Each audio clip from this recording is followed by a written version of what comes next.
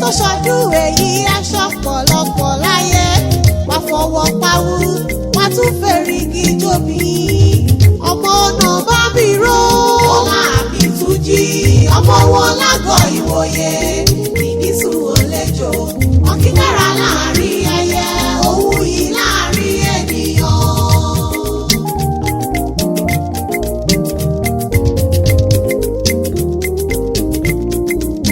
gbogbo rọ lọ́wọ́ yọjú rí wá tayọ ọ̀tá gbogbo. dídùn dídùn nílé olóyin ayé rẹ̀ á dùn kalẹ̀. Olamitunji wá tẹ̀lẹ̀ yìí pé ayé onírí ọgbẹ́ ṣe. dídùn dídùn nílé olóyin ayé rẹ̀ á dùn kalẹ̀. lórí aya lórí ọmọ ó máa ní kẹ́ oníṣòro. dídùn dídùn nílé olóyin ayé rẹ̀ á dùn kalẹ̀. alámọ̀kẹ́ mo tún dé ẹ̀pẹ́ mọ́ wọlé mọ́ rọra. wọ́n wálẹ̀ yí wá róko wọ́n sì wálẹ̀ yí wáyé náà. ẹ̀sà pípé yìí ládàáni wáyé fi rán mi sílẹ̀ ayé. bọ́dún bá ti jọ pèrègbè amọ́wọ̀ tútù wálé ayé o. torí ọdọọdún ìní lásán ológun lógún lógún. ọdọọdún ìní kàn án so lọ́gbọ̀n lọ́gbọ̀n. ọdún kan ò níjọ káwọn ṣe ìrọ́pòbí lórí àtẹ. òní ọjọ́ ìkejìlá oṣù kẹjọ ọdún. ìní ṣàyájọ́ ọjọ́ tí Olamitunji ọmọ Onabamiro kọ́ mọ́ omi ayé. tẹ̀bí tààrà ní bá ọdún pẹ́ o olóríire. ọdún èyí ọmọ níjà ṣe mọ́ fún ọ lórúkọ lọ́rùn ọba. torí ọdọọdún ìlà àárọ̀ yẹ o ọdọọdún ìlà àárọ̀ òru àṣẹ Ọlọ́run Olódùmarè ni. ó tẹ̀lẹ̀ yí pẹ́ nínú àṣẹ ìrọ̀rùn ni lórúkọ lọ́rùn ọba. olóríire tó lò ní mọ́ gbọ́ bí mo ti ń wí o. Olamitunji ọmọ Onabamiro táwọn ènìyàn tún mọ̀ sí Woodman of Denmark Hill, London. dákun mọ́ gbọ́ dídùn ẹnu mi. ilé ńlọba wà kówó òde. ẹ̀yìnkùlé ńlọba wà kọ́wọ́ ọ̀dẹ̀dẹ̀. ọmọ late Professor Sanya Onabamiro àti Mrs. Ṣọlá Onabamiro. yàrá ńlọba wà kọ́wọ́ kankan lé.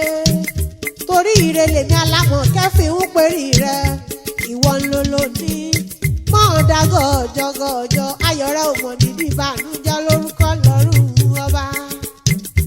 èmi ò dáṣẹ́ ara mi jẹ́ rárá o. The CEO Hotel and Homes àfijù developer tó kárí ayé. tó tún jẹ́ London Trade Interior Decorator and Furnisher. máa fi gègé lọ́rọ̀ ẹnu mi. Barrister Adédayọ̀ Ọmọkáyọ̀dé Àjàyí àti aya rẹ̀ olórí Vivian Àjàyí àwọn ni wọ́n rán mi wá bí. ọmọ ọba Adédayọ̀ Àjàyí o ọmọ wọn ní IJELU-EKITI. ọmọ alágbọ̀n ṣàgbọ̀nrẹ́ ni ọmọ olúgbòrẹ́ rẹ̀ ọ̀nà òkèsì. ọmọ ẹlẹ́kíkún ṣọ ọ̀já gbọ̀rọ̀gbọ̀rọ̀. ó ní Alámọ̀kẹ́ ó ní dákun wá bá mi kí ọ̀rẹ́ mi dáadáa. ó ní látàyè Great Ifẹ̀. ó ní ọ̀rẹ́ bí ọmọ ìyá ni Olamitunji ṣe nínú ayé bí. ó ní ọ̀rẹ́ olóríire adùnúrí lẹ́yìn ẹni. ó ní ọ̀rẹ́ tí kì í fọ ọbẹ̀ ẹ̀yìn jẹni níṣu ni. ó ní dákun báńkì yìí kórì rẹ̀ owó. ó ti ìyá kí n bá ọ délé o ọmọ Onabamiro adé orí Mọ̀dínàs. ó yá káwárèlé àwọn bàbá rẹ̀. èmi fẹ́ kì í yọ bí ológun ẹrú. má kì í yọ bí oníwọ̀fà ọgbọ̀n. bàbá queen má kì í yọ bí ológun kẹ̀kẹ́ o. bàbá peculiar bàbá ṣàṣà ènìyàn má kì í yọ bí ọlọ́gbọ̀n abájá. torí AGO-IWOYE níṣẹ́ ilé bàbá tó bí ọlọ́mọ. ọmọ olówó joyè méjì pọ̀ ìbá ẹlòmíràn ẹ máa rọkàn jẹ. ọmọ adáṣọ bí ẹni jogún o. ọmọ olówó joyè tán òtòṣì sì jẹ gbèsè. ọmọ àtàbàtúbù àlejò tí ṣonílé dàrúdàrú. ọmọ onílé ńlá ọmọ ní ohun tó yìnbó ní. Ìjẹ̀bú ọmọ lálọ́rẹ̀ẹ́lẹ̀ kò sẹ́ni mégún wọ̀gbó bàrà ríba ló mégún wọ̀gbó rámọ́. Bó bá wù Jẹ̀bú àwọn ní ẹni wíní. Bó bá wù Jẹ̀bú àwọn ní ẹni wíní. Bó bá tún wù Jẹ̀bú ńkọ́ afẹ́ ní rẹ̀ tó kù ṣọdún Agẹmọ. Ọmọ àfíjú Jẹ̀bú tí fọkọ rẹ̀ jápìnà á sì tún fọmọ rẹ̀ jolúwo. Ó lẹ́ni ò bá dùn mọ́ kó wí, ó lẹ́ni ò bá dùn mọ́ kó sọ. Ẹ̀yin lọ́mọ aládé ìyẹ́ ògògò màgà, ọmọ adìyẹ kòrókù òpó lélẹ̀. Ara òrókù mẹ́bàrà òradìyẹ, ọmọ ń ṣe ní ọ̀yọ̀yọ̀ úyọ̀. Ọ̀yọ̀yọ̀ mọ́yọ̀mọ́ torí ti ṣe ní ò lè pa ni. Ọmọ dúdú ilé ò mọ bẹ́ẹ̀ ṣe níjẹ́sí o. Pupa tó mọ bẹ́ẹ̀ ṣe òkúkú sí nílé. Ọmọ mo ráyọ̀ wọn Morocco tá a yẹ sí ti lọ. Ọmọ mo níṣu nílé wò lọ́bẹ̀. Ọba tí bẹ́ẹ̀ nílé yìí wò pọ́n. Ọmọ Onabamiro wà nílé àwọn bàbá rẹ̀ lọ́wọ́lọ́wọ́.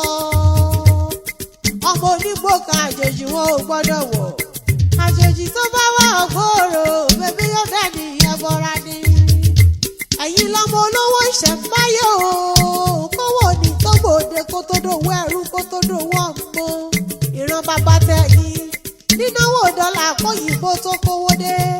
Òyìnbó kówó dé ìlówó ọ̀hún pọ̀ sí i. Ẹ̀yin lọ́mọ alágbàlá àdéwúre. Gbogbo Ìjẹ̀bú tí mo mọ̀ lọ́wọ́ lọ́wọ́ o. Aláṣẹ àti olùdarí Hotel and Homes. Àbọ̀ ọmọ pé bí mo bá ti rí ọmọ tí mo polówó ní ìmọ̀rí. Ọmọ Alágẹmọ mẹ́rìndínlógún.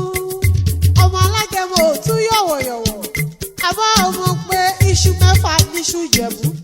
Ìjẹ̀bú jẹ́ méjì, wọ́n ta méjì. Olóṣà tí wọ́n fi méjì tó kù bọ̀.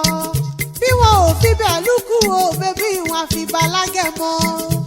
Kúkúrú Ìjẹ̀bú owó ni, gíga Ìjẹ̀bú owó ni, dúdú Ìjẹ̀bú owó ni, pupa Ìjẹ̀bú owó ni, ọmọdé Ìjẹ̀bú owó, àgbà Ìjẹ̀bú kọ́ o, bébí owó